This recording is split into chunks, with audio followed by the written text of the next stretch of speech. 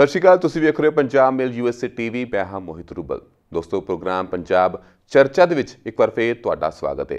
अज के प्रोग्राम विच असीं खास चर्चा करांगे किसानी संघर्ष के बारे, जो कि 27वें दिन विच दाखिल हो चुका है। इस बाबत गलबात करने लई साडे नाल स्टूडियो विच मौजूद ने सीनियर पत्रकार मेजर सिंह जी। सब तो पहला सर तुहाडा स्वागत है प्रोग्राम दे विच। बहुत मेहरबानी जी, और मेरे वालों सारे ही श्रोतिਆਂ ਨੂੰ प्यार भरी सत श्री अकाल जी। सर, जिवें कि मैं हुणे दस्सिया कि 27वां जिहड़ा दिन है दाखिल हो चुका है अपना किसानी संघर्ष का। हर एक इंसान के मूँह च इक्को ही सवाल है कि हाँ भी जिहड़ा संघर्ष है कित्थों तक पहुँच चुका है, किधर नूं झुकदा नज़र आ रहा है, तो की फ्यूचर लग रहा है इस वक्त का? देखो रूबल जी, गल ये है कि पंजाब तो सब तो पहला शुरुआत हुई सी किसानी संघर्ष की जी, क्योंकि जिहड़ा मोदी सरकार ने पहला आर्डीनेंस लैके आंदा 5 जून नूं जदों करोना सी थे, तो फिर 4 महीने बाद सितंबर च वो पार्लीमेंट च कानून बना दिते गए जी। इन्हां कानूनां के खिलाफ सब तो पहला जिहड़ी आवाज़ उठी, संघर्ष की आवाज़ आई, वो पंजाब तो उठी। पंजाब च लगातार इस बारे पहला एक लामबंदी हुई पिंड पद्धर ते, क्योंकि करोना के मामले च बड़े कट नहीं सी सकते।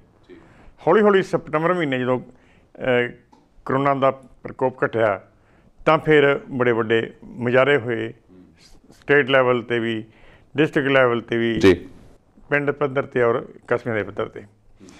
हुण ये एक नवीं गल हुई कि जदों पंजाब च ये सारा माहौल चल रहा सी, तो उहदे च आया कि फिर पंजाब च गल नहीं बनती अपनी, लामबंदी का एक दौर पूरा हो गया जी।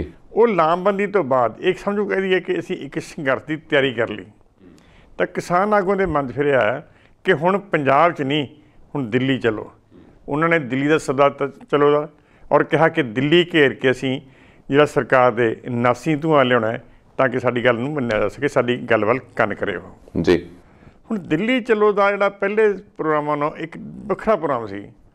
उस दिल्ली चलो जिहड़ा अंदोलन है, उन्हें किसान संघर्ष नूं बहुत उच्चे लैवल ते लिआंदा जी। ਉਹਦੇ कई पक्षों तो ਵੱਖ-ਵੱਖ प्रभाव होया।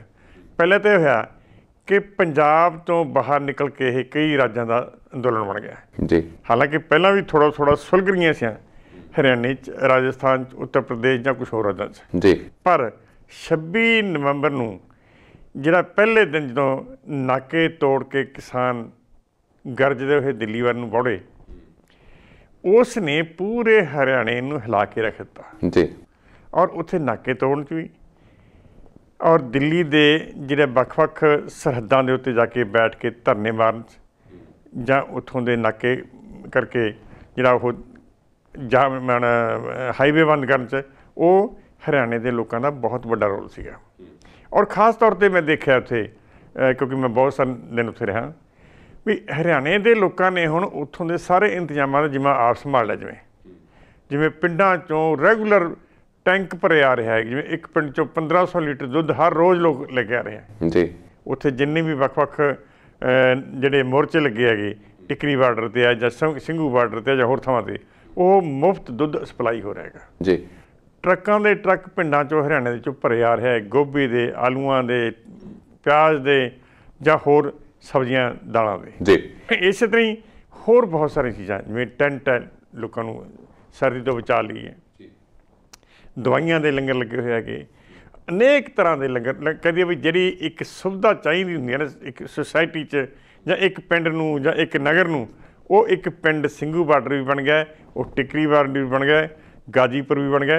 मतलब वो अपने आप एक कंप्लीट सिविक कम्यूनिटी वाले जानी सारिया नागरिक सहूलतां वाले शहर की तरह वो विकसित होने लगे है जी। उत्थे हर सहूलतां पैदा कर लिया किसानों ने ये 20-25 दिनों के विच जी।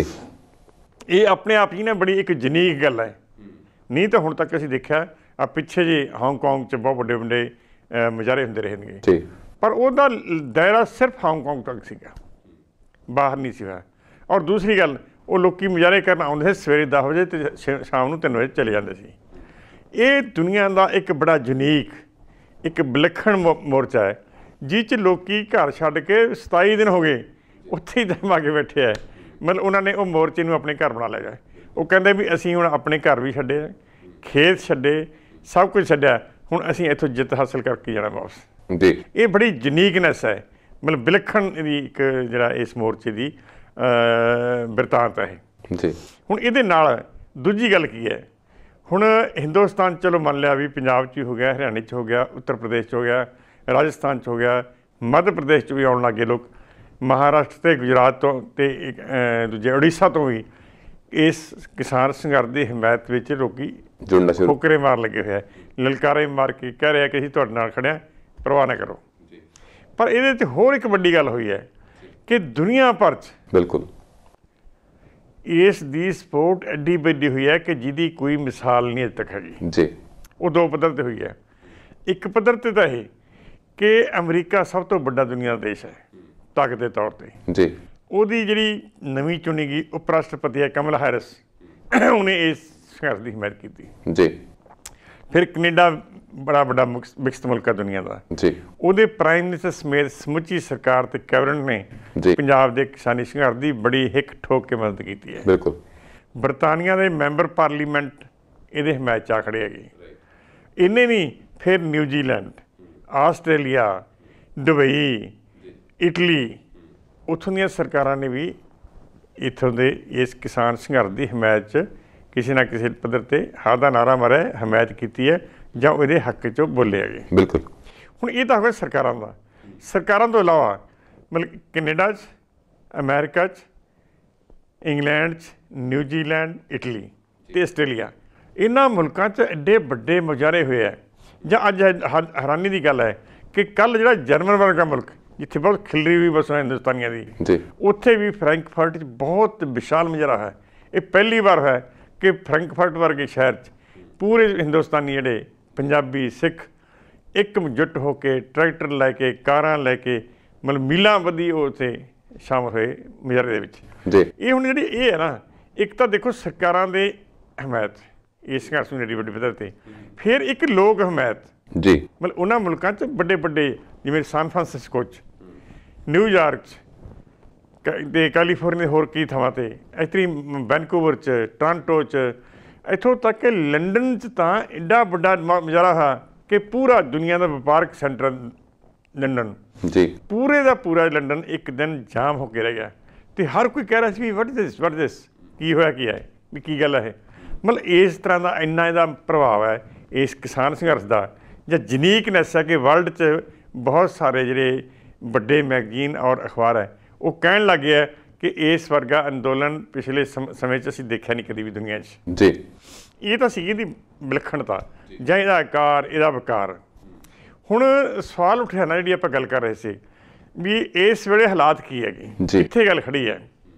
ਦੇਖੋ ਪਿਛਲੇ ਸਮੇਂ 'ਚ 4-5 ਵਾਰ ਕੇਂਦਰੀ ਸਰਕਾਰ ਔਰ ਕਿਸਾਨਾਂ ਦੇ ਆਗੂਆਂ ਵਿਚਕਾਰ ਗੱਲਬਾਤ ਹੋਈ ਹੈ, ਪਰ ਉਹ ਗੱਲਬਾਤ ਕਿਸੇ ਸਿਰੇ ਨਹੀਂ ਚੜੀ ਹੈਗੀ। ਜੀ ਹੁਣ ਇਸ ਵੇਲੇ ਹਾਲਤ ਇਹ ਹੈ ਕਿ ਸਰਕਾਰ ਨੇ ਇੱਕ ਪਾਸੇ ਤਾਂ ਫੇਰ ਮੁੜ ਕੇ ਸੱਦਾ ਦਿੱਤਾ ਹੈ ਕਿਸਾਨ ਆਗੂਆਂ ਨੂੰ ਕਿ ਤੁਸੀਂ ਕੋਈ ਵੀ ਤਰੀਕ ਦੱਸੋ, ਉਸ ਦਿਨ ਆਪਾਂ ਮੀਟਿੰਗ ਕਰੀਏ, ਤਰੀਕ ਤੁਸੀਂ ਦੱਸਣੀ ਹੈ ਜੀ। ਪਰ ਨਾਲ ਦੀ ਨਾਲ ਕੀ ਹੈ, ਮੋਦੀ ਸਰਕਾਰ ਨੇ ਅਤੇ ਉਹਨਾਂ ਦੀ ਪਾਰਟੀ ਭਾਜਪਾ ਨੇ ਬੜੀ ਵੱਡੀ ਪੱਧਰ 'ਤੇ ਕਿਸਾਨ ਅੰਦੋਲਨ ਨੂੰ ਬਦਨਾਮ ਕਰਨ ਲਈ, ਇਹਨੂੰ ਢਾਹ ਲਾਉਣ ਲਈ ਔਰ ਇਹਨੂੰ ਕਮਜ਼ੋਰ ਕਰਨ ਲਈ ਇੱਕ ਵਿਆਪਕ ਮੁਹਿੰਮ ਵਿੱਢੀ ਹੈ। ਜੀ ਜਿਹ 'ਚ ਕਿਹਾ ਜਾਂਦਾ ਵੀ ਇਹ ਕਿਸਾਨ ਹਮੈਤੀ ਹੈ, ਕਦੀ ਕਿਹਾ ਜਾਂਦਾ ਕਿਸਾਨ ਖਾਲਿਸਤਾਨੀ ਹੈ, ਦੇਸ਼ ਵਿਰੋਧੀ ਹੈ, ਕੋਈ ਕਹਿ ਦਿੰਦਾ ਗਾ ਜੀ ਇਹ ਮਾਓਵਾਦੀ ਹੈ, ਕੋਈ ਕਹਿ ਦਿੰਦਾ ਜੀ ਇਹ ਸਿਆਸੀ ਹਿੱਤਾਂ ਤੋਂ ਪ੍ਰੇਰਿਤ ਹੈਗੀ। ਮਤਲਬ ਅਨੇਕ ਤਰ੍ਹਾਂ ਨਾਲ ਉਹਨਾਂ ਦੇ ਦੁਸ਼ਮਣਬਾਜ਼ੀ ਕੀਤੀ ਜਾ ਰਹੀ ਹੈ। ਜੀ ਹੁਣ ਇਹ ਹਮੇਸ਼ਾ ਹੀ ਹੁੰਦਾ ਸਰਕਾਰਾਂ ਦਾ ਕਿ ਸਰਕਾਰਾਂ ਜਿੱਥੇ ਗੱਲਬਾਤ ਕਰਦੀਆਂ ਉੱਥੇ ਬਦਨਾਮ ਕਰਨ ਦਾ ਆਪਣਾ ਟੈਕਟਿਕਸ ਹੀ ਵਰਤੀਆਂ ਹੁੰਦੀਆਂ ਨੇ। ਅਤੇ ਦੂਸਰੇ ਪਾਸੇ ਹੋਣਗੇ ਕਿਸਾਨ ਆਪਣੀ ਹਿੰਮਤ ਨਾਲ, ਉਤਸ਼ਾਹ ਨਾਲ, ਦਲੇਰੀ ਨਾਲ ਡਟੇ ਹੋਏ ਔਰ ਦੁਨੀਆ 'ਚ ਆਪਣਾ ਉਹਨਾਂ ਦਾ ਇੱਕ ਮਕਾਮ ਬਣ ਗਿਆ ਹੈਗਾ। ਜੀ ਕਿਉਂਕਿ ਜਿੱਥੇ ਸਰਕਾਰ ਨੂੰ ਆਪਣੀ ਇੱਕ ਗੱਲ ਕਹਿਣ ਲਈ ਹਜ਼ਾਰਾਂ ਗੱਲਾਂ ਕਰਨੀਆਂ ਪੈਂਦੀਆਂ, ਕਿਸਾਨਾਂ ਨੂੰ ਸਿਰਫ ਆਪਣੀ ਹਿੰਮਤ ਨਾਲ ਦੁਨੀਆ 'ਚ ਲੋਹਾ ਬਣਾਉਣ ਲਈ ਸਾਹਮਣੇ ਆਉਣਾ ਪੈਂਦਾ ਕਿ ਆਹ ਇੱਕ ਖੜ੍ਹੇ ਅਸੀਂ, ਔਰ ਪ੍ਰਭਾਵਿਤ ਹੀ ਹੋ ਰਿਹਾ ਗੱਲ ਇਹ। ਹੁਣ ਇਸ ਵੇਲੇ ਗੱਲ ਇੱਥੇ ਆ ਖੜੀ ਹੈ ਕਿ ਇਸ ਵੇਲੇ ਬਹੁਤ ਇੱਕ ਡੈਡਲੌਕ ਹੈ। ਗੱਲਬਾਤ ਲਈ ਕਿਸਾਨਾਂ ਨੇ ਅੱਜ ਫੇਰ ਕਹਿ ਦਿੱਤਾ ਹੈ ਕਿ ਵੀ ਅਸੀਂ ਗੱਲਬਾਤ ਲਈ ਤਾਂ ਤਿਆਰ ਹਾਂ, ਪਰ ਐਵੇਂ ਖਾਲੀ ਚਿੱਠੀ 'ਤੇ ਗੱਲਬਾਤ ਕਾਹਲੀ ਕਰੀਏ, ਸਾਨੂੰ ਕੋਈ ਠੋਸ ਗੱਲਾਂ ਦੱਸੋ। ਜੀ ਤਿੰਨੇ ਬਿੱਲ ਰੱਦ ਕਰਨੇ, ਨਹੀਂ ਰੱਦ ਕਰਨੇ, ਇਹ ਗੱਲ ਦੱਸੋ ਸਾਨੂੰ। ਵੀ ਖਾਲੀ ਚਿੱਠੀ 'ਤੇ ਨਹੀਂ ਅਸੀਂ ਗੱਲ ਕਰਨੀ ਹੈਗੀ ਵੀ ਜੀ ਤਰੀਕ ਦੱਸ ਦਿਓ, ਗੱਲ ਕਰਨੀ ਅਸੀਂ ਕਾਹਦੇ ਗੱਲ ਕਰਨੀ ਹੈ।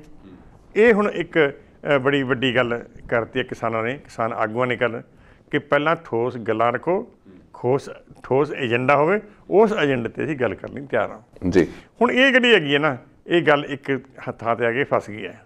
ਪਿੱਛੇ ਜਿਹੇ ਇੱਕ ਹੋਰ ਤੁਹਾਨੂੰ ਦੱਸ ਦਈਏ ਜੀ, ਸੈਂਟਰਲ ਗਵਰਨਮੈਂਟ ਨੇ ਇੱਕ ਹੋਰ ਵੀ ਪਤਾ ਖੇਡਿਆ ਜੀ, ਕਿ ਸੈਂਟਰਲ ਗਵਰਨਮੈਂਟ ਪਹਿਲਾਂ ਤੋਂ ਕਹਿਦੀ ਆ ਰਹੀ ਸੀ ਕਿ ਕਿਸਾਨਾਂ ਸਰਕਾਰ ਦੇ ਨੁਮਾਇੰਦਿਆਂ ਦੀ ਇੱਕ ਛੋਟੀ ਕਮੇਟੀ ਬਣਾ ਦਿੰਦੇ ਆ, ਜੀ, 3 ਮੈਂਬਰ ਜਾਂ 4 ਮੈਂਬਰ ਧਿਆਨ ਦੇ ਲੈ ਕੇ ਜਾਂ ਕੁਛ ਖੇਤੀ ਮਾਰ ਲੈ ਕੇ ਉਹ ਡਿਸਾਈਡ ਕਰ ਲੈਣਗੇ ਕਿੱਦਾਂ ਦੇਖਣਾ ਆਪਾਂ ਸਾਰਾ। ਪਰ ਕਿਸਾਨਾਂ ਨੇ ਇਹ ਗੱਲ ਨੂੰ ਰੱਦ ਕਰਤਾ ਸੀ। ਉਹਨਾਂ ਦਾ ਕਹਿਣਾ ਸੀ ਕਿ ਅਸੀਂ ਅੱਜ ਬਿਨਾਂ ਕੋਈ ਮੰਗ ਬਣਵਾਏ, ਬਿਨਾਂ ਕੁਛ ਆਪਣੀ ਜੇਬ 'ਚ ਪਾਇਆ ਘਰਾਂ ਨੂੰ ਚਲੇ ਗਏ ਅਤੇ ਕੱਲ੍ਹ ਨੂੰ ਸਾਨੂੰ ਕਿਹਨੇ ਸੁਣਨਾ ਹੈਗਾ। ਹੁਣ ਫਿਰ ਕੀ ਹੋਇਆ, ਸੁਪਰੀਮ ਕੋਰਟ ਨੇ ਵੀ ਉੱਥੇ ਪਹਿਲਾਂ ਤਾਂ ਕਿਸੇ ਬੰਦੇ ਨੂੰ ਭੇਜਿਆ ਇਹਨਾਂ ਨੇ, ਜਿਹੜਾ ਉਹ ਮੇਲ ਸਰਕਾਰ ਦਾ ਆਪਣੇ ਹੋਣਾ, ਕਿਉਂਕਿ ਹਰੀਸ਼ ਸਾਲਵੇ ਉਹਨਾਂ ਦਾ ਵਕੀਲ ਹੈ ਉੱਥੇ, ਜਿਹੜਾ ਘੱਟੋ ਘੱਟ 20 ਲੱਖ ਰੁਪਇਆ ਇੱਕ ਪੇਸ਼ੀ ਦਾ ਲੈਂਦਾ ਸੁਪਰੀਮ ਕੋਰਟ 'ਚ। ਹੁਣ ਇਹੋ ਜਿਹੇ ਮਹਿੰਗਾ ਵਕੀਲ ਕੋਈ ਆਮ ਬੰਦਾ ਤਾਂ ਕਰ ਨਹੀਂ ਸਕਦਾ। ਬਿਲਕੁਲ। ਇਹਦਾ ਮਤਲਬ ਹੈ ਕਿਸੇ ਨਾ ਕਿਸੇ ਪੱਧਰ ਤੇ ਸਰਕਾਰ ਦਾ ਭਾਜਪਾ ਦਾ ਉਹਦੇ ਪਿੱਛੇ ਹੱਥ ਹੈਗਾ। ਨਹੀਂ ਸਧਾਰਨ ਬੰਦਾ 20 ਲੱਖ ਨਹੀਂ ਦੇ ਸਕਦਾ ਕਿਸੇ ਦੇ ਵਕੀਲ ਨੂੰ। ਜੀ, ਜੀ। ਉਹ ਕਰੂਗਾ, ਕੋਈ ਹੋਰ ਵਕੀਲ ਕਰੂਗਾ। ਹੁਣ ਇੰਨੇ ਵੱਡੇ ਵਕੀਲ ਕਰਕੇ ਇਹ ਕੀਤਾ, ਉਹਨੇ ਕੀਤਾ, ਉਹੀ ਸੁਪਰੀਮ ਕੋਰਟ 'ਚ ਫਿਰ ਉਹੀ ਗੱਲ ਆ ਗਈ ਕਿ ਜੀ ਇੱਕ ਕਮੇਟੀ ਬਣਾ ਦਿੰਦੇ ਆ ਸਾਰੀਆਂ ਧਿਰਾਂ ਦੀ, ਜਿਸ 'ਚ ਪੰਜਾਬ ਸਰਕਾਰ ਦਾ ਨੁਮਾਇੰਦਾ ਵੀ ਹੋਊਗਾ, ਹਰਿਆਣਾ ਸਰਕਾਰ ਦਾ ਵੀ ਹੋਊਗਾ, ਸੈਂਟਰਲ ਗਵਰਨਮੈਂਟ ਦਾ ਵੀ ਹੋਊਗਾ, ਕਿਸਾਨਾਂ ਦੇ ਨੁਮਾਇੰਦੇ ਹੋਣਗੇ, ਕੁਛ ਇੱਕ ਖੇਤੀ ਮਾਹਰ ਲੈ ਜਾ ਸਕਦੇ। ਪਰ ਕਿਸਾਨ ਬੜੇ ਚੌਕਸ ਨੇ, ਸੁਚੇਤ ਨੇ। ਉਹਨਾਂ ਨੇ ਦੇਖਿਆ ਵੀ ਇਹ ਤਾਂ ਉਹੀ ਫਿਰ ਗੱਲ ਆ ਗਈ ਜਿਹੜੀ ਕਿਸਾਨ ਇੱਕ ਹੋਰ ਤਰੀਕੇ ਨਾਲ ਕਹਿ ਰਹੇ ਸੀ, ਹਾਈ ਕੋਰਟ ਨੇ ਕਿਸੇ ਹੋਰ ਤਰੀਕੇ ਨਾਲ ਕਹਿ ਦਿੱਤੀ, ਸੁਪਰੀਮ ਕੋਰਟ ਨੇ ਕਿਸੇ ਹੋਰ ਤਰੀਕੇ ਨਾਲ ਕਹਿ ਦਿੱਤੀ। ਜੀ, ਜੀ। ਅਤੇ ਕਿਸਾਨ ਆਗੂਆਂ ਨੇ ਇਹ ਗੱਲ ਰੱਦ ਕਰਤੀ। ਉਹ ਕਹਿੰਦੇ ਵੀ ਅਸੀਂ ਕਿਸੇ ਕਮੇਟੀ 'ਚ ਨਾ ਸ਼ਾਮਿਲ ਹੋਵਾਂਗੇ, ਨਾ ਹੈਗੇ ਹਾਂ। ਸਾਨੂੰ ਸਿੱਧਾ ਸਾਡਾ ਮਸਲਾ ਹੱਲ ਕਰੋ, ਸਾਨੂੰ ਦੱਸੋ ਵੀ ਕਿਹੜੇ ਖੇਤੀ ਕਾਨੂੰਨ ਰੱਦ ਕਰਕੇ ਸਾਨੂੰ ਸੁਰੱਖੀ ਕਰੋ। ਜੀ। ਹੁਣ ਲੱਗਦਾ ਕਿ ਜਿਵੇਂ ਮੇਰੇ ਖਿਆਲ 'ਚ ਸੁਪਰੀਮ ਕੋਰਟ ਵਾਲੀ ਗੱਲ ਵੀ ਅੱਗੇ ਨਹੀਂ ਵਧੀ ਹੈਗੀ। ਤਾਂ ਉਹ ਵੈਸੇ ਤਾਂ ਹੁਣ ਛੁੱਟੀਆਂ ਚੱਲੀਆਂ ਸੁਪਰੀਮ ਕੋਰਟ 'ਚ 4 ਤਰੀਕ ਤੱਕ, ਪਰ ਜਿਵੇਂ ਸੁਪਰੀਮ ਕੋਰਟ ਨੇ ਕਿਹਾ ਸੀ ਪਹਿਲੇ ਦਿਨ ਕਿ ਅਸੀਂ ਵੋਕੇਸ਼ਨਲ ਬੈਂਚ ਬਣਾ ਦਾਂਗੇ ਇੱਕ, ਅਤੇ ਉਹ ਸੁਣਵਾਈ ਕਰੂਗਾ ਰੈਗੂਲਰ। ਪਰ ਸੁਪਰੀਮ ਕੋਰਟ ਨੇ ਵੋਕੇਸ਼ਨਲ ਬੈਂਚ ਨਹੀਂ ਬਣਾਇਆ ਹੈਗਾ। ਓਕੇ। ਇੱਥੋਂ ਸੰਕੇਤ ਇਹੀ ਮਿਲਦਾ ਹੈ ਕਿ ਸੁਪਰੀਮ ਕੋਰਟ ਵੀ ਹੁਣ ਬਹੁਤਾ ਇਹਦੇ 'ਚ ਅੱਗੇ ਦਖਲ ਦੇਣਾ ਨਹੀਂ ਚੰਗਾ ਮੰਨਦੀ ਜੀ। ਉਹ ਇਸ ਕਰਕੇ ਉਹਨੇ ਆਪਣੇ ਪਿੱਛੇ ਹੱਥ ਖਿੱਚ ਲਿਆ। ਹੁਣ ਮਸਲਾ ਆ ਗਿਆ ਇਹ ਕਿ ਇੱਕ ਪਾਸੇ ਸਰਕਾਰ ਅਜੇ ਕਿਸੇ ਗੱਲ ਨੂੰ ਮੰਨਣ ਲਈ ਬਹੁਤੀ ਤਿਆਰ ਨਜ਼ਰ ਨਹੀਂ ਆ ਰਹੀ, ਜਾਂ ਉਹ ਅਸਲ 'ਚ ਅਜੇ ਵੀ ਇਸੇ ਗੱਲ 'ਤੇ ਤੁਰ ਰਹੀ ਹੈ ਕਿ ਅਸੀਂ ਪ੍ਰਚਾਰ ਰਾਹੀਂ, ਆਪਣੇ ਗੁੰਮਰਾਹਕੁਨ ਢੰਗ ਤਰੀਕਿਆਂ ਰਾਹੀਂ, ਜਾਂ ਆਪਣਾ ਜਿਹੜਾ ਸਾਡਾ ਤੰਤਰ ਹੈ ਸਰਕਾਰੀ, ਉਹਦੇ ਰਾਹੀਂ ਕਿਸਾਨਾਂ ਨੂੰ ਗੁੰਮਰਾਹ ਕਰਕੇ ਜਾਂ ਥਕਾ ਅਕਾ ਕੇ ਘਰ ਨੂੰ ਭੇਜ ਦਾਂਗੇ ਜੀ, ਗੱਲ ਨਹੀਂ ਮੰਨਾਂਗੇ। ਦੂਜੇ ਪਾਸੇ ਹੁਣ 27 ਦਿਨ ਤੋਂ ਅੱਜ 27 ਦਿਨ ਹੋ ਗਏ, ਸਿੰਘੂ ਬਾਰਡਰ 'ਤੇ, ਟਿਕਰੀ ਬਾਰਡਰ 'ਤੇ, ਗਾਜੀਪੁਰ ਹੈ, ਤਾਂ ਹੋਰ ਜਿੰਨੇ ਵੀ ਹਾਈਵੇ ਹੈਗੇ ਦਿੱਲੀ ਨੂੰ ਜਾਣ ਵਾਲੇ, ਜੀ, ਉਹਨਾਂ ਦੇ ਉੱਤੇ ਕਿਸਾਨ ਬੜੀ ਵੱਡੀ ਗਿਣਤੀ 'ਚ ਬੈਠੇ ਹੈਗੇ। ਠੰਡ ਵੀ ਬੜੇ ਜ਼ੋਰ ਦੀ ਪੈ ਰਹੀ ਹੈ, ਔਰ 27 ਦਿਨ ਵੀ ਬਹੁਤ ਵੱਡੀ ਗੱਲ ਹੈ, ਕਿਉਂਕਿ ਘਰੋਂ ਬਾਹਰ 27 ਦਿਨ ਕਿਸੇ ਲਈ ਰਹਿਣਾ, ਟਰੈਕਟਰ ਲਿਜਾ ਕੇ ਆਪਣੇ ਉੱਥੇ ਕਈਆਂ ਦੇ ਬੱਚੇ, ਲੇਡੀਜ਼ ਵੀ ਕਈਆਂ ਹੋਈਆਂ, ਇਹ ਬੜਾ ਔਖਾ ਕੰਮ ਹੈ। ਪਰ ਪੰਜਾਬ ਦੇ ਕਿਸਾਨ, ਹਰਿਆਣੇ ਦੇ ਕਿਸਾਨ ਜਾਂ ਹੋਰ ਰਾਜਾਂ ਦੇ ਕਿਸਾਨ ਜਿਹੜੇ, ਉਹ ਬੜੀ ਹਿੰਮਤ ਨਾਲ, ਕਮਿਟਮੈਂਟ ਨਾਲ ਅਤੇ ਉਤਸ਼ਾਹ ਨਾਲ ਉੱਥੇ ਡਟੇ ਹੋਏ ਆ। ਉਹ ਅਜੇ ਵੀ ਕਹਿ ਰਿਹਾ ਕਿ ਅਸੀਂ ਪਿੱਛੇ ਨਹੀਂ ਜਾਵਾਂਗੇ ਜਦੋਂ ਤੱਕ ਕਾਨੂੰਨ ਰੱਦ ਨਹੀਂ ਹੁੰਦੇ। ਜੀ। ਮੇਜਰ ਸਿੰਘ ਜੀ, ਤੁਸੀਂ ਗੱਲ ਕੀਤੀ ਕਿ ਜਿਹੜਾ ਕਿਸਾਨੀ ਜਿਹੜਾ ਸੰਘਰਸ਼ ਹੈ ਹੁਣ ਲੋਕ ਸੰਘਰਸ਼ ਬਣ ਚੁੱਕਿਆ ਹੈ। ਹਰ ਕੋਈ ਜਿਹੜਾ ਵਰਗ ਦਾ ਜਿਹੜਾ ਇਨਸਾਨ ਇਸ ਨੂੰ ਆਪਣੀ ਪੂਰੀ ਸਪੋਰਟ ਕਰ ਰਿਹਾ। ਈਵਨ ਪਾਰਟੀਬਾਜ਼ੀ ਤੋਂ ਉੱਠ ਕੇ ਲੋਕ ਸਪੋਰਟ ਕਰ ਰਹੇ ਨੇ ਜਿਹੜੇ ਲੋਕਤੰਤਰ ਨੂੰ ਪਿਆਰ ਕਰਦੇ ਨੇ। ਗੱਲ ਕਰੀਏ ਕੇਂਦਰ ਸਰਕਾਰ ਦੀ, ਤਾਂ ਕੇਂਦਰ ਸਰਕਾਰ ਦਾ ਰਵੱਈਆ ਜਿਹੜਾ ਕਾਫੀ ਅੜੀਅਲ, ਕਾਫੀ ਜ਼ਿੱਦੀ ਰਵੱਈਆ, ਕਿਉਂਕਿ ਸੇਮ ਟਾਈਮ 'ਤੇ ਜਿੱਥੇ ਕਿਸਾਨ ਜਿਹੜੇ ਨੇ ਸੰਘਰਸ਼ ਕਰ ਰਹੇ ਨੇ, ਦੇਸ਼ ਦਾ ਪ੍ਰਧਾਨ ਮੰਤਰੀ ਕਦੀ ਗੁਜਰਾਤ ਤੇ ਕਦੀ ਮੱਧ ਪ੍ਰਦੇਸ਼ ਦੇ ਕਿਸਾਨਾਂ ਨੂੰ ਸੰਬੋਧਨ ਕਰ ਰਿਹਾ। ਇਸ ਤੋਂ ਇਲਾਵਾ ਪਿੱਛੇ ਜੀ ਉਹਨਾਂ ਨੇ ਗੁਰਦੁਆਰਾ ਸਾਹਿਬ ਦਿੱਲੀ ਵਿੱਚ ਜਾ ਕੇ ਮੱਥਾ ਟੇਕਿਆ। ਸੋ ਉਹਨਾਂ ਦੀ ਅਪਰੋਚ ਲੱਗ ਨਹੀਂ ਰਹੀ ਕਿ ਹਾਂ ਵੀ ਕਿਸਾਨਾਂ ਦੇ ਹੱਕ ਵਿੱਚ ਫੈਸਲਾ ਸੁਣਾਉਣਗੇ, ਜਾਂ ਫਿਰ ਉਸ ਨੂੰ ਚੰਗੀ ਤਰ੍ਹਾਂ ਸੁਣ ਵੀ ਨਹੀਂ ਰਹੇ। ਸੋ ਉੱਥੇ ਕੀ ਲੱਗ ਰਿਹਾ? ਬਿਲਕੁਲ ਠੀਕ ਹੈ ਤੁਹਾਡੀ ਗੱਲ। ਜਿਵੇਂ ਆਪਾਂ ਗੱਲ ਕਰ ਰਹੇ ਸੀ ਪਹਿਲਾਂ ਕਿ ਕੇਂਦਰ ਸਰਕਾਰ ਹੈ ਜਿਹੜੀ ਨਾ, ਉਹ ਕਿਸੇ ਨਾ ਕਿਸੇ ਤਰ੍ਹਾਂ ਮਾਮਲੇ ਨੂੰ ਲਟਕਾ ਕੇ, ਟਰਕਾ ਕੇ ਲੋਕਾਂ 'ਚ ਅਕੇਵਾਂ ਪੈਦਾ ਕਰਨਾ ਚਾਹੁੰਦੀ ਹੈ, ਸੰਘਰਸ਼ ਪ੍ਰਤੀ ਉਪਰਾਮਤਾ ਪੈਦਾ ਕਰਨਾ ਚਾਹੁੰਦੀ ਹੈ, ਅਤੇ ਉਸ ਤੋਂ ਬਾਅਦ ਤਾਂ ਕਿ ਲੋਕ ਥੱਕ ਟੁੱਟ ਕੇ ਘਰਾਂ ਨੂੰ ਚਲੇ ਜਾਣ ਜੀ। ਇਸੇ ਲਈ ਇਸੇ ਘੜੀ 'ਚ ਹੀ ਦੇਖੋ, ਦਿੱਲੀ ਦੀਆਂ ਬਰੂਹਾਂ 'ਤੇ 20 ਕਿਲੋਮੀਟਰ ਬੈਠੇ ਦੂਰ ਲੱਖਾਂ ਕਿਸਾਨ ਉਹ ਨਰਿੰਦਰ ਮੋਦੀ ਨੂੰ ਨਜ਼ਰ ਆਏ ਹੈਗੇ। ਉਹ ਗੁਜਰਾਤ 'ਚ, ਕੱਛ 'ਚ ਉੱਥੇ ਇੱਕ ਖੇਤਰ ਹੈਗਾ, ਉੱਥੇ ਦੇ ਕਿਸਾਨਾਂ ਨਾਲ ਗੱਲਬਾਤ ਕਰਨ ਚਲੇ ਗਏ ਜੀ। ਫਿਰ ਮੱਧ ਪ੍ਰਦੇਸ਼ ਜਿਹੜਾ ਇੱਥੋਂ 600-700 ਕਿਲੋਮੀਟਰ ਦੂਰ ਹੈਗਾ ਦਿੱਲੀ ਤੋਂ ਜੀ, ਉਹਨਾਂ ਦੇ ਕਿਸਾਨਾਂ ਨਾਲ ਵੀ ਉਹ ਗੱਲਬਾਤ ਕਰ ਰਹੇ ਹੈਗੇ।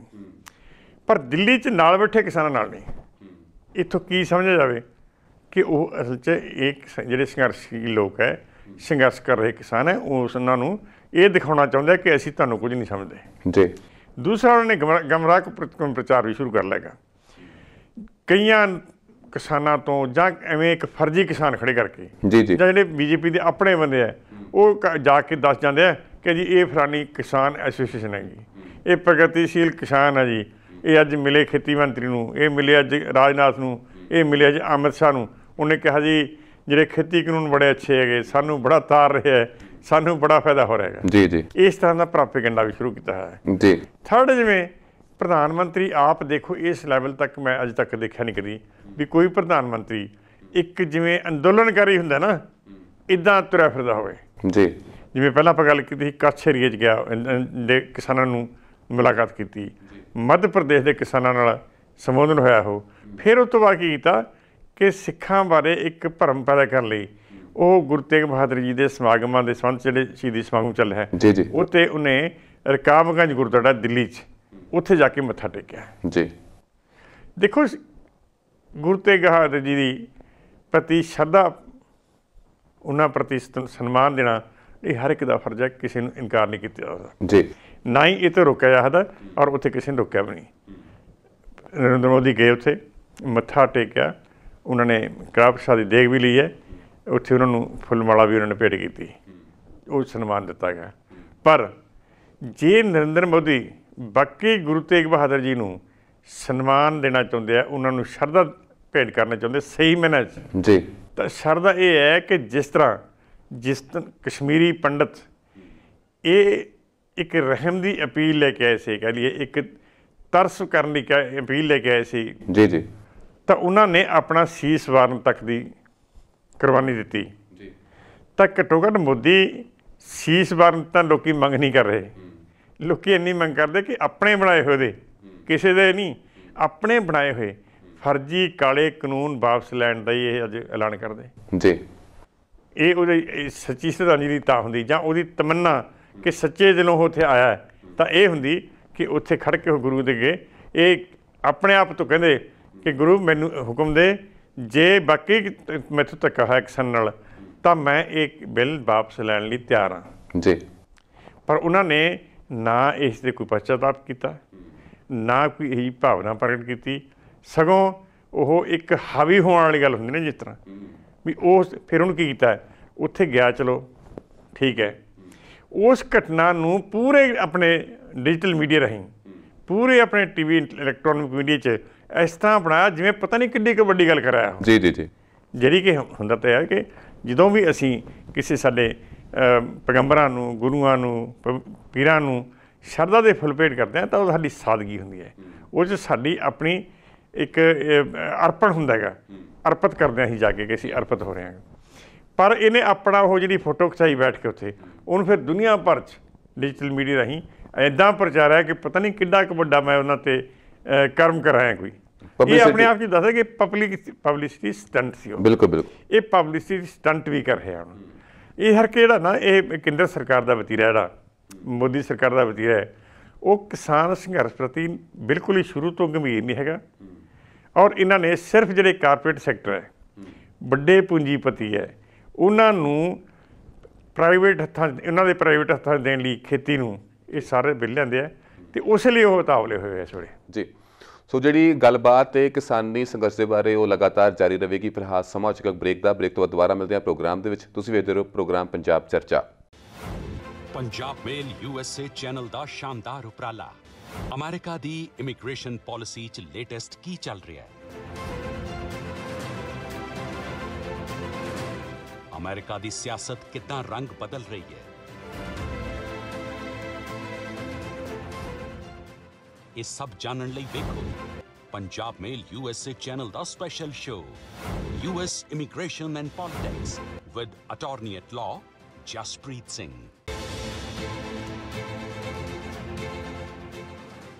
ਬ੍ਰੇਕ ਤੋਂ ਬਾਅਦ ਸਵਾਗਤ ਹੈ ਜੀ ਪ੍ਰੋਗਰਾਮ ਪੰਜਾਬ ਚਰਚਾ ਦੇ ਵਿੱਚ। ਸਰ, ਅਸੀਂ ਗੱਲ ਕਰ ਰਹੇ ਹਾਂ ਕਿਸਾਨੀ ਸੰਘਰਸ਼ ਦੇ ਬਾਰੇ। ਇਸ ਕਿਸਾਨੀ ਸੰਘਰਸ਼ ਦੇ ਵਿੱਚ ਹੁਣ ਤੱਕ ਲਗਭਗ 3 ਦਰਜਨ ਜਿਹੜੇ ਕਿਸਾਨ ਨੇ ਉਹ ਸ਼ਹੀਦ ਹੋ ਚੁੱਕੇ ਨੇ ਲਗਭਗ। ਸੋ ਉਹਨਾਂ ਬਾਰੇ ਇੱਕ ਵੀ ਸ਼ਬਦ ਜਿਹੜਾ ਹੈ ਪ੍ਰਧਾਨ ਮੰਤਰੀ ਵੱਲੋਂ ਨਹੀਂ ਲਿਖਿਆ ਗਿਆ, ਜਦ ਕਿ ਸਾਡੇ ਨਾਲ ਦਾ ਜਿਹੜਾ ਸਾਡਾ ਜਿਹੜੀ ਕੰਟਰੀ ਹੈ ਪਾਕਿਸਤਾਨ, ਉਹਨਾਂ ਦੇ ਜਿਹੜੇ ਸਾਬਕਾ ਪ੍ਰਧਾਨ ਮੰਤਰੀ ਹੈ ਉਹਨਾਂ ਦੀ ਮਾਤਾ ਜੀ ਦੀ ਫੋਰਥ ਹੁੰਦੇ ਆ, ਸੋ ਉਹਨਾਂ ਲਈ ਇੱਕ ਪੂਰਾ ਪੱਤਰ ਲਿਖਿਆ ਜਾਂਦਾ। ਸੋ ਇੱਥੇ ਇਹਨਾਂ ਪਰ ਕੀ ਟਿੱਪਣੀ ਕਰਨਾ ਚਾਹੋਗੇ? ਦੇਖੋ ਗੱਲ ਇਹੀ ਹੈ ਨਾ, ਮੈਂ ਹੁਣ ਪਹਿਲਾਂ ਵੀ ਆਪਾਂ ਜਿਵੇਂ ਗੱਲ ਕੀਤੀ ਸੀ ਕਿ ਹਿੰਦੁਸਤਾਨ ਦੀ ਸਰਕਾਰ, ਹਿੰਦੁਸਤਾਨ ਦਾ ਪ੍ਰਧਾਨ ਮੰਤਰੀ, ਖੇਤੀ ਮੰਤਰੀ, ਉਹ ਕਿਸਾਨਾਂ ਪ੍ਰਤੀ ਹੁਣ ਤੱਕ ਕਦੇ ਵੀ ਨਾ ਗੰਭੀਰ ਰਹੇ ਨੇ ਤੇ ਨਾ ਹੈਗੇ ਨੇ। ਹੁਣ ਦੇਖੋ ਉੱਥੇ ਹੁਣ ਤੱਕ ਕਰੀਬ ਤੁਸੀਂ ਦੱਸਦੇ 40 ਤੋਂ ਵੱਧ ਜਿਹੜੇ ਕਿਸਾਨ ਉਹ ਮੌਤ ਦੇ ਮੂੰਹ ਜਾ ਪਏ ਹੈਗੇ ਜੀ। ਇਹ ਬਹੁਤ ਵੱਡੀ ਤਰਾਸਦੀ ਹੈ, ਔਰ ਉਹਦੇ 'ਚ ਬਹੁਤ ਸਾਰੇ ਇਹੋ ਜਿਹੇ ਕਿ ਜਿਹੜੇ ਬਹੁਤ ਚੜ੍ਹਦੀ ਉਮਰ ਦੇ ਨੌਜਵਾਨ ਸੀਗੇ। ਹੁਣ ਇਹ ਤਰਾਸਦੀ ਐਡੀ ਵੱਡੀ ਚੱਲ ਰਹੀ ਹੈ ਤੇ ਦੇਸ਼ ਦੇ ਪ੍ਰਧਾਨ ਮੰਤਰੀ ਅੱਖਾਂ ਮੀਚ ਕੇ ਦੇਖੇ ਉਹਨੂੰ ਗਵਾਂਢੀ ਮੁਲਕ 'ਚ ਕਿਸੇ ਸਾਬਕਾ ਪ੍ਰਧਾਨ ਮੰਤਰੀ ਦੀ ਮਾਤਾ ਦਾ, ਉਹ ਵੀ ਬਜ਼ੁਰਗ ਹੋ ਕੇ ਦੀ ਮੌਤ 'ਤੇ ਤਾਂ ਬਹੁਤ ਡੂੰਘਾ ਅਫਸੋਸ ਵੀ ਹੈ ਤੇ ਉਹਨੂੰ ਸਨੇਹ ਪ੍ਰਗਟ ਕਰਨ ਲਈ ਵੀ ਬੜੀ ਵੱਡੀ ਤਰੱਦਦ ਕਰਨਾ ਪੈ ਰਿਹਾ ਹੈ। ਪਰ ਸਾਡੇ ਨਾਲ ਆਪਣੇ ਕਿਸਾਨ ਸਿਰੇ ਆਪਣੇ ਦੇਸ਼ ਦਾ ਢਿੱਡ ਭਰਦੇ ਅੰਨ ਪੈਦਾ ਕਰਕੇ ਉਹਨਾਂ ਦੇ ਦੁੱਖ ਤਕਲੀਫਾਂ ਦਾ, ਉਹਨਾਂ ਦੀ ਮੌਤ ਦਾ, ਉਹਨਾਂ ਦੇ ਜੋ ਉੱਥੇ ਬੀਤ ਰਹੀ ਹੈ ਉਸ ਬਾਰੇ ਅਣਭਿੱਜ ਰਹਿਣਾ, ਇਹ ਆਪਣਾ ਆਪ 'ਚ ਦੱਸਦਾ ਕਿ ਇਹ ਨਿਰਦਈ ਹੋ ਚੁੱਕੀ ਸਰਕਾਰ ਹੈ ਜੀ। ਇਹਨਾਂ ਨੂੰ ਕਿਸੇ ਦਾ ਦਰਦ ਨਹੀਂ ਹੈਗਾ, ਕਿਸਾਨ ਦਾ ਕੋਈ ਦੁੱਖ ਨਹੀਂ ਸਮਝ ਰਹੇ। ਇਹ ਆਪਣੀ ਜਿਹੜੀਆਂ ਰੋਟੀਆਂ ਸਿੱਖਣ ਦੇ ਵਿੱਚ ਆਹਾਰ 'ਚ ਲੱਗੇ ਹੋਏ ਹੈਗੇ ਜੀ। ਮੇਜਰ ਸਿੰਘ ਜੀ, ਅਸੀਂ ਗੱਲ ਕਰੀਏ ਤਾਂ ਜਿਹੜਾ ਕਿਸਾਨੀ ਸੰਘਰਸ਼ ਹੈ ਉਹ ਲਗਾਤਾਰ ਤੇਜ਼ ਹੁੰਦਾ ਜਾ ਰਿਹਾ ਹੈ। ਕੱਲ੍ਹ ਫੇਰ ਉਹਨਾਂ ਨੇ ਜਿਹੜੀ ਭੁੱਖ ਹੜਤਾਲ ਹੈ ਜਾਰੀ ਰੱਖੀ ਹੈ, 24 ਘੰਟਿਆਂ ਦੀ ਜਿਹੜੀ ਭੁੱਖ ਹੜਤਾਲ ਸੀਗੀ। ਉਸ ਤੋਂ ਇਲਾਵਾ ਉਹਨਾਂ ਨੇ ਅੱਜ ਐਲਾਨ ਕੀਤਾ ਕਿ ਮੁੰਬਈ ਦੇ ਵਿੱਚ ਜਿਹੜਾ ਅੰਬਾਨੀ ਦਾ ਘਰ ਹੈ ਉਸ ਦਾ ਘਿਰਾਓ ਕਰਨਗੇ। ਉਸ ਤੋਂ ਇਲਾਵਾ ਹੋਰ ਵੀ ਜਿਹੜੇ ਬੀਜੇਪੀ ਦੇ ਲੀਡਰ ਜਿਹੜੇ ਪੰਜਾਬ ਵਿੱਚ ਘੁੰਮ ਰਹੇ ਨੇ, ਸੋ ਉਹਨਾਂ ਦਾ ਬਾਈਕਾਟ ਕੀਤਾ ਜਾ ਰਿਹਾ, ਉਹਨਾਂ ਨੂੰ ਕਾਲੀਆਂ ਝੰਡੀਆਂ ਜਿਹੜੀਆਂ ਨੇ ਉਹ ਦਿਖਾਈਆਂ ਜਾ ਰਹੀਆਂ ਨੇ। ਉਸ ਤੋਂ ਇਲਾਵਾ ਇਹਨਾਂ ਨੂੰ ਪਰ ਨਾਲ ਜੋੜਨ ਦੀ ਕੋਸ਼ਿਸ਼ ਕਰੀਏ ਤਾਂ ਨੀਤੀ ਆਯੋਗ ਦੇ ਪਿੱਛੇ ਜੀ ਜਿਹੜੇ ਉਹਨਾਂ ਦੇ CEO ਨੇ, ਉਹਨਾਂ ਨੇ ਕਮੈਂਟ ਕੀਤਾ ਸੀਗਾ ਕਿ ਭਾਰਤ ਦੇ ਵਿੱਚ ਟੂ ਮੱਚ ਡੈਮੋਕ੍ਰੇਸੀ ਹੈ, ਬਟ ਸੇਮ ਟਾਈਮ ਤੇ ਸਰਦ ਰੁੱਤ ਦਾ ਜਿਹੜਾ ਇਜਲਾਸ ਹੈ ਉਹਨੂੰ ਮਨਾ ਕਰ ਦਿੰਦੇ ਨੇ। ਐਂਡ ਬੰਗਾਲ ਦੇ ਵਿੱਚ ਵੱਡੀਆਂ ਵੱਡੀਆਂ ਰੈਲੀਆਂ ਕੱਢੀਆਂ ਜਾ ਰਹੀਆਂ ਨੇ।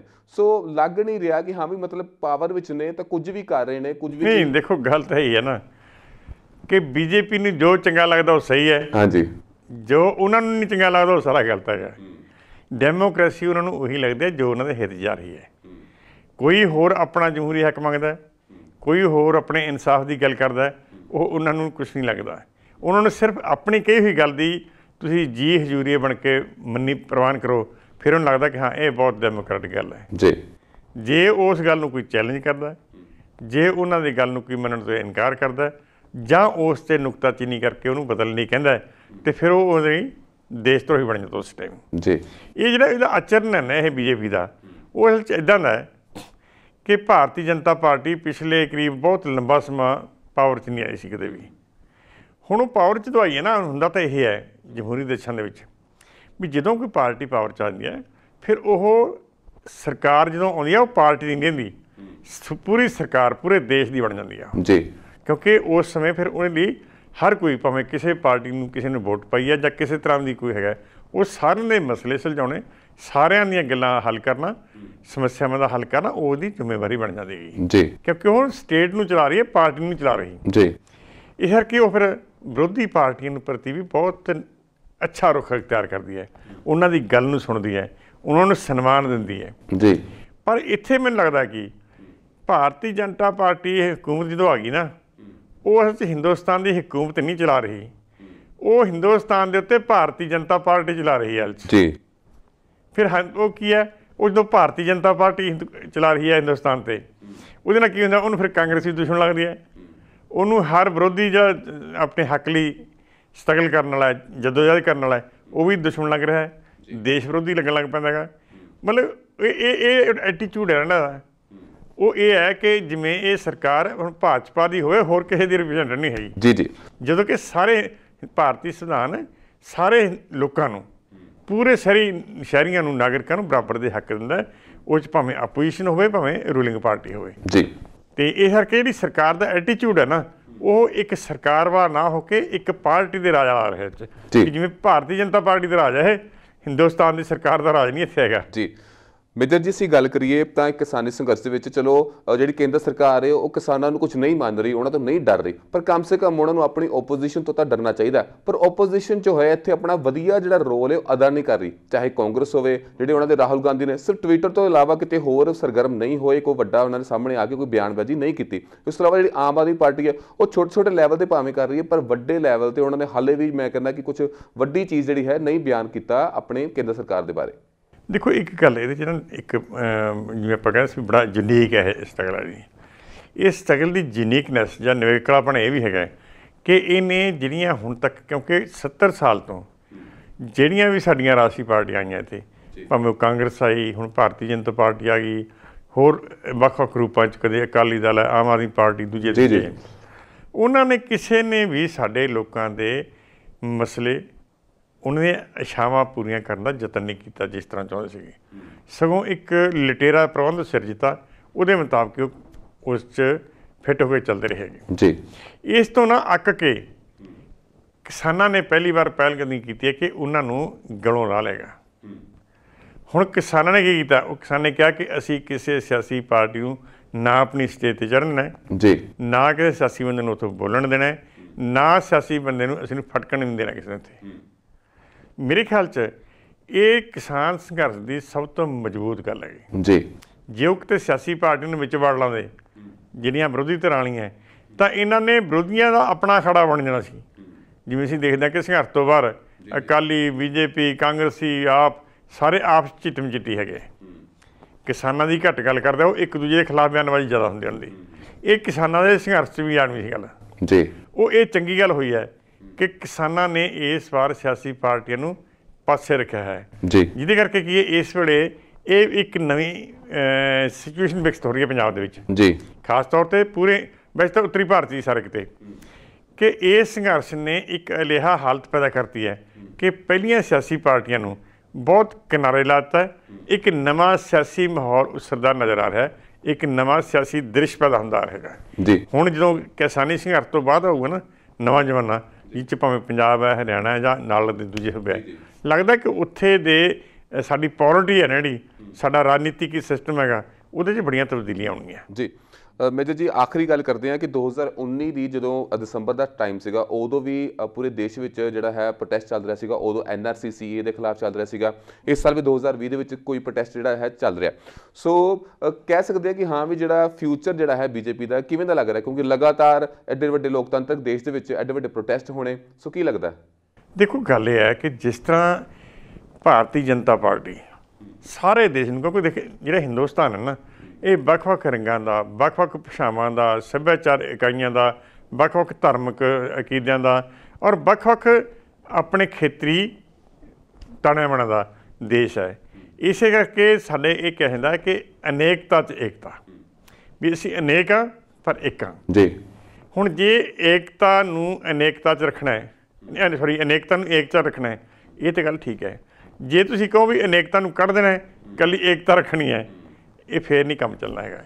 ਹੁਣ BJP ਉਸੇ ਗੱਲ 'ਚ ਆਈ ਹੋਈ ਗੱਲ 'ਚ, ਉਹਦਾ ਕੀ ਹੈਗਾ, ਸਮੁੱਚਾ ਸ਼ੁਰੂ ਤੋਂ ਇਹ ਵੀ ਸਾਰੇ ਰੰਗ ਖਤਮ ਕਰ ਦੇਣੇ, ਇੱਕ ਭਾਸ਼ਾ, ਇੱਕ ਤਰ੍ਹਾਂ ਦਾ ਸਾਰਾ ਸਿਸਟਮ, ਇੱਕੋ ਸੱਭਿਆਚਾਰ, ਜਾਂ ਇੱਕ ਕਿਸਮ ਦਾ ਹਿੰਦੂ ਰਾਸ਼ਟਰ ਬਣਾਉਣ ਦੇ ਰਾਹ ਪਈ ਹੋਈ ਜੀ ਜੀ ਜੀ। ਇਹ ਜਿਹੜਾ ਇਹ ਅੜਿਚੜਾ ਪੈਦਾ ਕਰ ਰਿਹਾ, ਇਹਦੇ ਨਾਲ ਸਾਰੀਆਂ ਸਮੱਸਿਆਵਾਂ ਪੈਦਾ ਹੋ ਰਹੀਆਂ, ਅਤੇ ਲੱਗਦਾ ਕਿ ਆਉਣ ਵਾਲੇ ਦਿਨਾਂ 'ਚ ਉਹਨੂੰ ਵੱਡੇ ਹੋਰ ਸੰਘਰਸ਼ਾਂ ਦਾ ਸਾਹਮਣਾ ਕਰਨਾ ਪਊਗਾ। ਪਹਿਲਾਂ ਜਿਵੇਂ CAA 'ਤੇ ਸੀ, ਫਿਰ 370 'ਤੇ ਸੀ, ਹੋਰ ਅਨੇਕਾਂ ਮਸਲਿਆਂ 'ਤੇ ਸੀ। ਹੁਣ ਵੀ ਇਹ ਪੰਜਾਬ 'ਚ ਜਾਂ ਸਾਰੇ ਉੱਤਰੀ ਭਾਰਤ 'ਚ ਕਿਸਾਨਾਂ ਦਾ ਬਹੁਤ ਵੱਡਾ ਸੰਘਰਸ਼ ਚੱਲ ਰਿਹਾ ਹੈਗਾ। ਇਹਨੇ ਨਵੇਂ ਤੋਂ ਨਵੇਂ ਇੱਕ ਹੋਰ ਸਮੱਸਿਆਵਾਂ ਪੈਦਾ ਕਰਨੀਆਂ ਨੇ, ਅਤੇ BJP ਜੋ ਨਵੇਂ ਤੋਂ ਨਵੇਂ ਫੈਸਲੇ ਕਰ ਰਹੀ ਹੈ ਜਾਂ ਲੋਕਾਂ ਦੇ ਵਿਰੋਧ ਨੂੰ ਬਿਲਕੁਲ ਹੀ ਉਹ ਅਣਦਿੱਖ ਕਰ ਰਹੀ ਹੈ, ਇਹ ਆਪਣੇ ਆਪ 'ਚ ਹੀ ਬੜੀ ਮਾੜੀ ਗੱਲ ਹੈ। ਨਹੀਂ ਤਾਂ ਲੋਕਤੰਤਰੀ ਸਟੇਟਾਂ ਦੇ ਵਿੱਚ ਹੁੰਦਾ ਹੈ ਕਿ ਜੇ ਲੱਗੇ ਨਾ ਕਿਤੇ ਕਿ ਇਹ ਗੱਲ ਨਹੀਂ ਠੀਕ ਹੈਗੀ, ਤਾਂ ਉਹਨਾਂ ਸਰਕਾਰਾਂ ਨੂੰ ਵਾਪਸ ਲੈਣ 'ਚ ਜਾਂ ਅਮੈਂਡ ਕਰਨ 'ਚ ਕਦੇ ਕੋਈ ਸਮੱਸਿਆ ਨਹੀਂ ਹੁੰਦੀ ਜੀ। ਪਹਿਲਾਂ ਕਾਂਗਰਸ ਦੇ ਰਾਜਾਂ 'ਚ ਵੀ ਬੜਾ ਕੁਛ ਇੱਥੇ ਹੁੰਦਾ ਰਹੇਗਾ, ਉਹ ਵਾਪਸ ਵੀ ਕਰਦੇ ਰਹੇ, ਅਮੈਂਡ ਵੀ ਕਰਦੇ ਰਹੇਗੇ ਜੀ। ਅਤੇ ਇਹ ਪਹਿਲੀ ਵਾਰ ਹੈ ਜਦੋਂ ਇਹ ਕਹਿ ਰਿਹਾ ਕਿ ਨਹੀਂ, ਜਿਹੜੀ ਅਸੀਂ ਗੱਲ ਮੂੰਹੋਂ ਕੱਢਦੀ ਉਹ ਤਾਂ ਸਾਡੀ ਪਰਵਾਹ ਨਾਲ ਵਾਪਸ ਨਹੀਂ ਹੋ ਦੇਗੀ ਜੀ। ਇਹ ਕਰਕੇ ਇਹ ਬੜੀ ਵੱਡੀ ਇਹਨਾਂ ਦੀ ਸਮੱਸਿਆ ਆ ਰਹੀ ਹੈ। ਇਹ ਤੋਂ ਜਿਹੜਾ ਉਹ ਦੇਸ਼ ਨੂੰ ਵੀ ਵੱਡਾ ਖਤਰਾ ਹੈ, ਔਰ ਸਾਡੇ ਸਮਾਜਿਕ ਤਾਣੇ ਬਾਣੇ ਲਈ ਵੀ ਬੜੀ ਭਿਆਨਕ ਗੱਲ ਹੈ ਜੀ। ਕਿਉਂਕਿ ਸਾਡੇ ਜਿਹੜੀ ਜੇ ਫਿਰਕੂ ਤਾਣਾ ਬਾਣਾ ਜਿੰਨਾ ਉਲਝ ਗਿਆ, ਜਾਤ ਪਾਤੀ ਸਾਡੇ ਜਿੰਨੇ ਵਖਰੇਵੇਂ ਆ ਗਏ, ਟਕਰਾ ਆ ਗਏ ਆ, ਇਹ ਕਿਸੇ ਨਾ ਕਿਤੇ ਕੋਈ ਇੱਕ ਵੱਡੀ ਜਿਹੜੀ ਹੈਗਾ ਅੱਗ ਦਾ ਰੂਪ ਵੀ ਇਖਤਿਆਰ ਕਰ ਸਕਦੇ ਨੇ। ਸਰ ਤੁਸੀਂ ਸਾਨੂੰ ਆਪਣਾ ਕੀਮਤੀ ਸਮਾਂ ਦਿੱਤਾ ਐਂਡ ਕਿਸਾਨੀ ਮੁੱਦਿਆਂ ਦੇ ਬਾਰੇ ਜਿਹੜੇ ਮੌਜੂਦਾ ਹਾਲਾਤ ਨੇ ਉਹਨਾਂ ਬਾਰੇ ਚੰਗੀ ਤਰ੍ਹਾਂ ਸਾਨੂੰ ਸਾਰਿਆਂ ਨੂੰ ਸਮਝਾਇਆ, ਸੋ ਤੁਹਾਡਾ ਬਹੁਤ ਬਹੁਤ ਧੰਨਵਾਦ ਸਾਡੇ ਸਟੂਡੀਓ ਵਿੱਚ ਆਉਣ ਦੇ ਲਈ। ਮਿਹਰਬਾਨੀ ਜੀ, ਮਿਹਰਬਾਨੀ। ਸੋ ਇਹ ਸਨ ਸਾਡੇ ਨਾਲ ਸੀਨੀਅਰ ਪੱਤਰਕਾਰ ਮੇਜਰ ਸਿੰਘ, ਜਿਨ੍ਹਾਂ ਨੇ ਦੱਸਿਆ ਮੌਜੂਦ ਹਾਲਾਤ ਦੇ ਬਾਰੇ ਕਿ ਕਿਵੇਂ ਜਿਹੜਾ ਸੰਘਰਸ਼ ਇਸ ਵਕਤ ਚੱਲ ਰਿਹਾ ਹੈ ਤੇ ਆਉਣ ਵਾਲਾ ਫਿਊਚਰ ਜਿਹੜਾ ਹੈ ਉਹ ਕੀ ਹੋ ਸਕਦਾ ਹੈ। ਇਸ ਤੋਂ ਇਲਾਵਾ ਹੋਰ ਪ੍ਰੋਗਰਾਮਸ ਤੇ ਹੋਰ ਖਬਰਾਂ ਲਈ ਤੁਸੀਂ ਵੇਖਦੇ ਰਹੋ ਪੰਜਾਬ ਮੇਲ USA TV। ਧੰਨਵਾਦ।